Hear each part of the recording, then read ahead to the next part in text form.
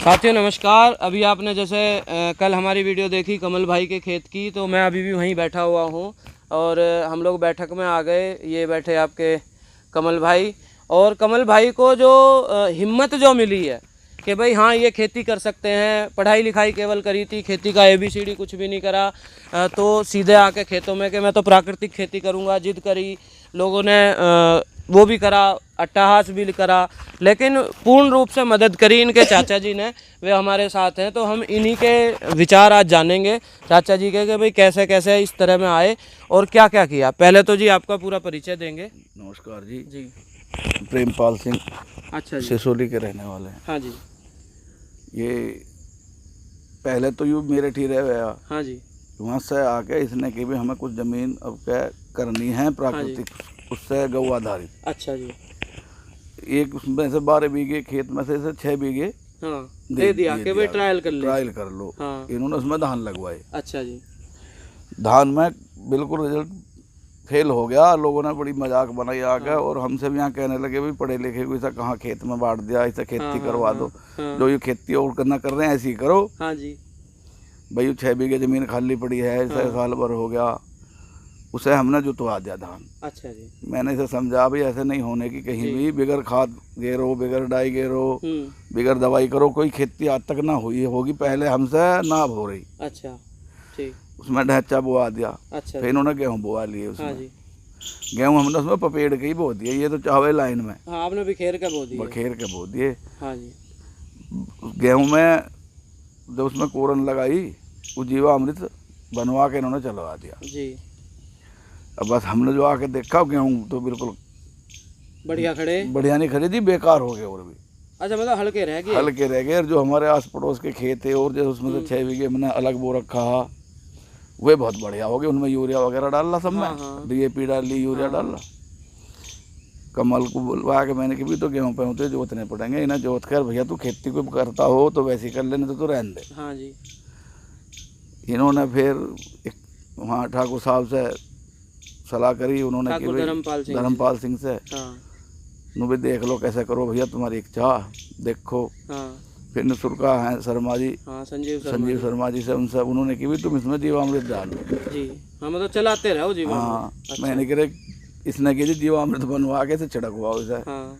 हमने कि भी जीवामृत से की खेती होती होगी यार, गाय के पेशाब से, गोबर से जो मिलने लगे सारी खाद ये, तो ये कंपनी फेल ना हो जाएंगी। जी बिल्कुल। अब यूँ मानना ही ना, हमने खैर वे मजदूर करके उसमें स्प्रे करा दिया। हाँ जी। हमारे लड़के की शादी है, उसमें 3-4 दिन हम खेत पे नहीं है जी। 3-4 दिन में आधा आके हमने देखा खेत। मैंने कमल को फ़ोन करा रहे, इसमें कोई हमारे में यूरिया तो न गिर गया। हाँ। बिल्कुल सेम खेत हो गए एक से जी। जैसे डोले के इधर या डोले के इधर है, बिल्कुल सेम वैसा ही। ठीक। गेहूं की पैदावार सही हुई। अच्छा। फिर मुझे भी लगा भी इसकी और मदद करनी चाहिए। हाँ। गेहूं काट के फिर हमने पूरा खेत जो 12 के 12 बीघे कमल को ही दे दिया। हाँ। अब उसमें मैं आपको भी दिखा के लाए अभी। इसमें से अरहर है, मूंग है, उड़द है, बाजरा है। हाँ जी। बहुत बढ़िया, बहुत बढ़िया खड़ा है। बस सबसे ज़्यादा दिक्कत ये है यहाँ लील गाय जो जंगली पशु हैं, इनसे बचाना बहुत भारी है। उसके लिए तो आप लगातार रखवाल करनी पड़े, रात भर धमाके चलाने पड़े। जी जी जी। पर ये उम्मीद होगी कि अब इस तरीके की खेती भी हो सके धरती पर, हो सके जैसे पहले बताया करे, कुछ डाल लेना है। हाँ हाँ। तो क्या कारण है जी ये कि हमें शुरुआत में ऐसा लगता है कि भाई बिना केमिकल के खेती नहीं हो सकती, और फिर आपको भी विश्वास आया। हाँ, तो इसका कारण क्या है? कारण ये है, ये हमारे खेत जो हैं, जैसे हमारा शरीर ही है। हाँ जी। कोई आदमी दारू पियन लगो शाम को से नींद नहीं आने की जी, बिना शराब के नहीं, बिना शराब के। हाँ जी। या किसी भी नशे को आदमी कर रहा। हाँ जी। जो इसमें हम जहर डाल रहे हैं, इसमें जो हम अंधाधुंध इसमें फास्फोरस डाल रहे हैं, अंधाधुंध इसमें नाइट्रोजन डाल रहे हैं, उसके बगैर खेत को भी आदत नहीं रही जी।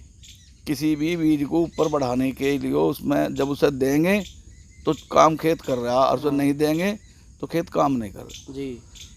इस खेती पर आने के लिए एक 1.5 साल तो आपको बिल्कुल लगेगा ये कि लोग मजाक भी उड़ाएंगे, उपवास करेंगे उसका, और फिर ये खेत भी देना शुरू कर दे कुदरती। जी जी जी। मतलब संयम बहुत जरूरी है। संयम बहुत जरूरी है। पहले भी बता कर हमारे बुजुर्ग भी हम कुछ डाल लेना है, गेहूँ बो दे, गोबर की खाद डाल दी, बस यही हो गया। अब मक्का बो दी, ऐसी हो जाएगी जी। और ये बिल्कुल उसी पुरानी जो पद्धति है उसी तरह की खेती है और उसी पे ही आधारित है। पहले भी खेती ऐसी हो रही जी। पहले कोई कंपनी नहीं, हाँ। DAP कहीं ही नहीं, बाजार में कहीं आवा ही नहीं, तो बिगड़ DAP के पहले भी गन्ना भी हो गया, हिंदुस्तान में हर चीज हो गई। मतलब वही वाली बात है कि भाई ये नशा जो है जमीन का नशा उतरेगा तब तो स्वास्थ्य में सुधार आएगा तब और चलेगा। स्वस्थ माँ ही स्वस्थ बच्चे को जन्म देगी। बिल्कुल बिल्कुल। अच्छा, जैसे कोई नया किसान है और वो इसमें शुरुआत करना चाहे तो आप उसे क्या सलाह दोगे कि किस तरह से शुरुआत करें? शुरुआत देखो, पहले जो खेती शुरू से जो करनी चाहिए नए किसान को, तो ये दलहन पाक है जी। ये शुरू में धान से या गेहूं से या उससे नहीं करनी चाहिए जी। उसमें 6 महीने का समय में कुछ स्वास्थ्य सुधर है खेत का। हाँ, दलहन पे जाएं, क्योंकि दलहन की कोई अपनी पोषण मांग नहीं होती, और जमीन देख जाती है।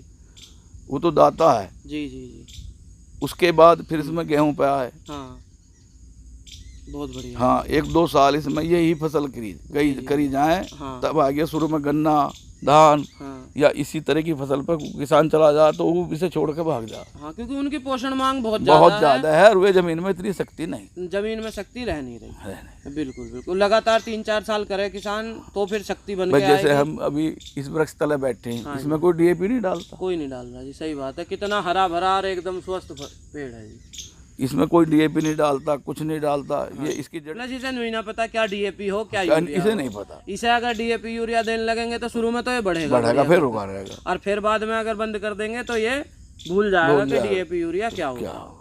सही। तो ये बिल्कुल पुरानी पद्धति पे किसान को आना पड़ेगा। देसी, पहले हर चीज देसी हो गई, हाँ जी। अब हर चीज विदेशी हो रही है। सही बात है, बिल्कुल। और जितने भी हाइब्रिड फसलें हैं उनके तो उन्हें तो DAP यूरिया उनकी तो अपनी मांग है, अपनी डिमांड है उनकी, वे मिलेंगी तो फसल चलेगी, अन्यथा नहीं चलेगी। और तो अब आप कमल का जो जैसे ये खेत है इसको देख के आप पूरे बिल्कुल प्रसन्न है जी। हमने लौकी बोई, बल्कि वो भी उसी में से जीवामृत वगैरह डाला के, लौकी का ठिकाना नहीं रहा। और एक आप धान के क्यारी की बात कर रहे हैं। धान में जो हम ये वैसी कर रहे हैं, केमिकल खेती जो कर रहे हैं, उसमें भी एक हम पे बैलर बच गया 200 लीटर का, इससे जो पलेवा करा इसके लिए अरहर को, उसमें नहीं, सॉरी, इसमें जो स्प्रे करा उसका बच गया जी। वो बचे हुए को मकई खराब हो जाएगा 8-10 दिन बाद, वो मैंने उसी में ही चला दिया एक क्यारी में। उस क्यारी को कोई भी आपको दिखलाया मैंने, कोई भी आके देख लो, खूब अलग ही दिख रही है, उसमें हर चीज में अलग है। हाँ। बाली में असर है उसके मेड़े पे असर है, उसकी बढ़वार में भी असर है, अलग बिल्कुल अंतर है। बराबर एक ही केमिकल लगा उसमें, इतनी उसमें फास्फोरस डाल लिया, इतना उसमें नाइट्रोजन दिया, इतना उसमें फटेरा डाल रहा, सब चीज बराबर है। और खेत में उस क्यारी में अलग अंतर है, उस क्यारी में अलग है। बहुत बढ़िया। तो धन्यवाद अंकल जी।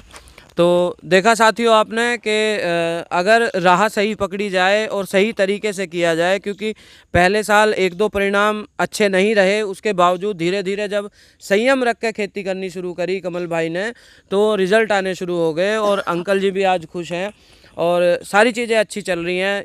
उसी वजह से अंकल जी ने अपने केमिकल वाले खेत में भी जीवामृत डाल के देखा, उसका रिज़ल्ट इन्हें बहुत अच्छा मिला। तो आप लोग भी धीरे धीरे कोशिश करिए, शुरुआत दलहनी फसलों से करिए और अच्छी फसल लीजिए, अच्छा कीमत उसका आपको मिलेगा और आपको खेती करते हुए आनंद आएगा। यही मेरा आप सब लोगों को संदेश है। तो वीडियो अगर आपको अच्छी लगी है, अच्छी ही लगी होगी, अंकल जी ने इतनी बढ़िया बढ़िया बात बताई हमें, तो लाइक कर लो भाई और चैनल को सब्सक्राइब कर लो और वीडियो को शेयर करके जाना, ताकि हमारे जो चाचा ताऊ माँ बाप जो इस वीडियो को देखें उन्हें भी ये कॉन्फिडेंस आए कि हाँ भाई प्राकृतिक खेती करते हुए चीज़ समझ में आए कि जो जहर ज़मीन में घुसा हुआ है वो धीरे धीरे उतरेगा नशा और फसलें अच्छी होंगी। तो ठीक है भाई किसान भाइयों, धन्यवाद। फिर मिलते हैं अगली वीडियो में। नमस्कार।